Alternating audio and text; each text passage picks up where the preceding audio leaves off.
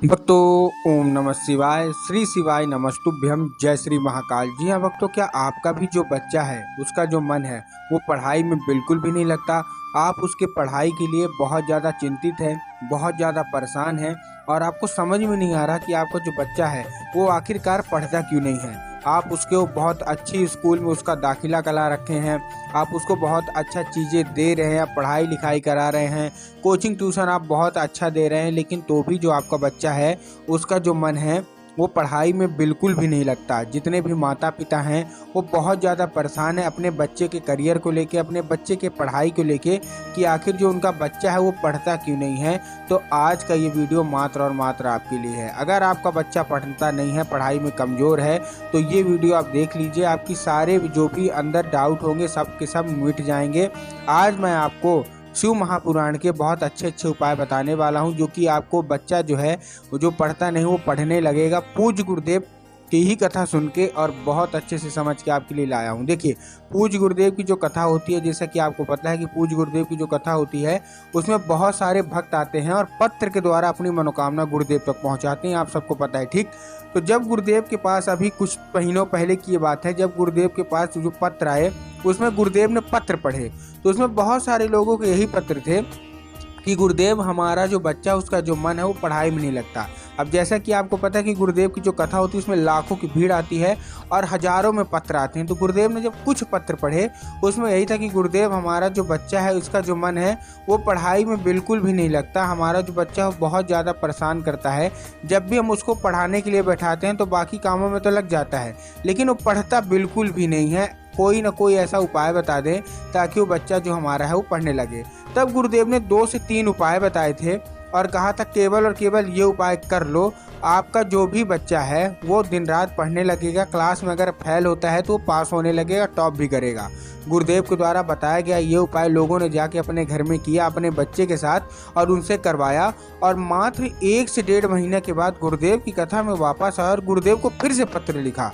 लेकिन इस बार आप जान के हैरान हो जाओगे कि ये वाला जो पत्र था ये गुरुदेव को धन्यवाद के रूप में पत्र था कि गुरुदेव, धन्य हो आपका, आपके द्वारा बताया गया उपाय हमने कर लिया है। हमारा जो बच्चा था जिसका मन पढ़ाई में बिल्कुल भी नहीं लगता था, अब वो पढ़ने लगा है, उसकी पढ़ाई अच्छी हो गई है। आपका कोटि कोटि धन्यवाद। तो देखिए, अगर आपको भी जानना है कि आखिर ऐसा कौन सा उपाय है जिसको करने मात्र से लोगों का जो भी जो मतलब मनोकामना है वो पूरी हो जाती है, जो बच्चे होते हैं वो पढ़ने लगते हैं, तो चलिए हम बताते हैं आपको आज की इस वीडियो में। उपाय पूरा ध्यान से सुनिएगा, अच्छे से करिएगा। अगर आपने आज का ये उपाय ध्यान से सुन लिया, अच्छे से कर लिया, तो 100% है कि आपका जो भी बच्चा है जिसका मन पढ़ाई में बिल्कुल भी नहीं लगता वो अव्वल नंबर से पढ़ेगा और पढ़ने के बाद बहुत अच्छा आपका नाम रोशन करेगा, ठीक। तो चलिए चलते हैं सीधे उपाय की ओर। लेकिन उससे पहले चैनल पे अगर पहली बार आए हैं और आवाज़ मेरी पहली बार सुने तो वीडियो कर दें लाइक और चैनल को भी कर लें सब्सक्राइब, ताकि पूजनीय पंडित प्रदीप जी मिश्रा के रोज़ नए नए उपाय जो कि मैं उनकी कथा से सुनता हूँ, श्रवण करता हूँ, सबसे पहले प्राप्त करा सकूँ। तो देखिए, जो हमारा पहला उपाय है ये आपको अपने बच्चे से कराना है और ये पान के पत्ते का उपाय है। किसका उपाय है? पान के पत्ते का। अब देखिए, पान का पत्ता आप जानते हैं ना, बस आपको क्या लेना है, आपको लेना है केवल और केवल पान का पत्ता। अब देखिए, जब आप पान का पत्ता लेंगे तब आपको ध्यान रखना कि पान का पत्ता अच्छा हरा होना चाहिए, कहीं से भी कटा फटा नहीं होना चाहिए, कहीं से खंडित नहीं होना चाहिए, पूरा अच्छा हरा होना चाहिए। पूज्य गुरुदेव कहते हैं कि महादेव को खंडित चीज़ें बिल्कुल पसंद नहीं हैं और महादेव को मनाना जितना सरल है, महादेव क्रोधित भी उतना जल्दी हो जाते हैं। तो आपको महादेव को प्रसन्न करना है, ठीक। आपने ले लिया, क्या ले लिया? पान का पत्ता। पान का पत्ता लेने के बाद आपको क्या करना है, जैसे आप पान का पत्ता लेंगे, पान के पत्ते के ऊपर आपको क्या लगा लेना है? शहद लगा लेना है, ठीक। शहद लगा लिया। शहद लगाने के बाद आपको क्या करना है, आपको पहुंच जाना है सीधा सीधा शिव मंदिर। अब देखिए, जैसे आप शिव मंदिर पहुंच गए, ये उपाय आपको कराना किससे? अपने बच्चे से कराना है, ठीक। अब जैसे आप शिव मंदिर पहुंच गए तो जो लोग आधा अधूरा उपाय सुनते हैं उनके दिमाग में क्या होगा कि ठीक है, शिव मंदिर जाके हमको क्या करना है, बाबा भोलेनाथ के ऊपर अर्पित कर देना है। जी नहीं, आपको बाबा भोलेनाथ के ऊपर अर्पित नहीं करना। आपको कहाँ अर्पित करना है? आपको अर्पित करना है माता अशोक सुंदरी की जगह पे। अब देखिए, जिन लोगों को पता है कि माता अशोक सुंदरी की जगह कहाँ होती है उनका तो ठीक, लेकिन बहुत सारे ऐसे लोग हैं जिनको यही नहीं पता कि माता अशोक सुंदरी की जगह कहाँ होती है। तब गुरुदेव ने बताया कि जो जलाधारी होती है, तो जलाधारी के राइट साइड मतलब दाएं साइड माता अशोक सुंदरी की जगह होती है। तो आपको करवाना क्या है, अपने बच्चे से माता अशोक सुंदरी की जगह पे वो पान का पत्ता 1 से 1.5 महीना लगातार रखवा देना है और मनोकामना मंगवाना है। पूज्य गुरुदेव कहते हैं कि आपका बच्चा 100% पढ़ने लगेगा। ठीक, ये था हमारा कौन सा उपाय, ये था हमारा पहला उपाय। जो हमारा दूसरा उपाय है ये भी आपको अपने बच्चे से ही कराना है। अब इसको आप कैसे कराएंगे, इस उपाय में आपको चाहिए 1 लोटा जल और 3 बूंद गंगा जल। क्या क्या चाहिए, 1 लोटा जल चाहिए और 3 बूंद गंगा जल चाहिए। अब देखिए जो 1 लोटा जल है, सबसे पहले तो तांबे के लोटे में जल होना चाहिए। किस में होना चाहिए, तांबे के लोटे में। ठीक, तांबे के लोटे में आपने जल ले लिया। बहुत सारे लोग तो स्टील के लोटे में लेते हैं जो कि गलत है। उसके साथ साथ जो जल है वो आपके घर का जल होना चाहिए। बहुत सारे लोग जो बहुत बड़ी गलती करते हैं वो करते क्या है, तो वो घर से खाली लोटा लेके जाएंगे और मंदिर से जाके जल भर लेंगे, जो कि गुरुदेव ने बताया ये गलत है। आपको मंदिर से जल नहीं भरना, आपको अपने घर से जल भरना है। ठीक, आपने ले लिया। लेने के बाद आपको क्या करना है, जैसे ही आप लेंगे, लेने के बाद आपको एक काम करना है, उसमें 3 बूंद आप शहद वो मिला लीजिए, गंगा जल मिला लीजिए।